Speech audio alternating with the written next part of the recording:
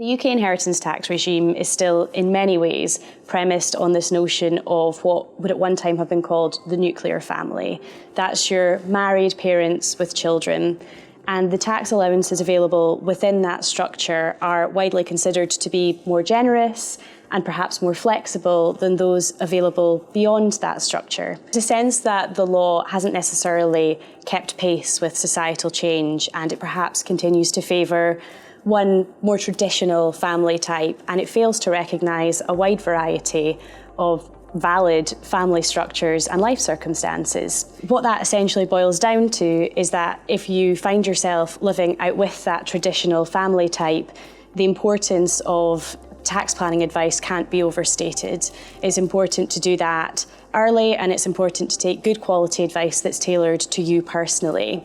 Now, what that will involve is essentially taking stock of your assets and looking at your objectives and working out a strategy that's tailored to you. That might include, for example, gifting. Gifting is a very popular inheritance tax mitigation strategy. How you do that will depend on a number of factors. For example, whether you're dealing with excess capital, excess income, and the time frame that you're working within. You might also have a cause that's close to your heart, and you might want to engage in philanthropy. Charitable giving is tax-free.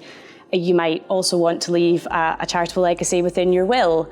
And if you leave enough of your estate to charity upon death, then you'll pay a lower rate of inheritance tax overall. There are also exemptions available which may not even be on your radar, but which might be relevant to you.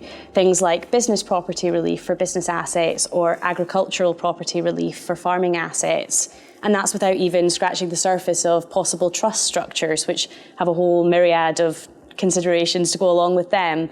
So really it's all about taking, I would say, good quality advice at an early stage and choosing the strategy that's right for you.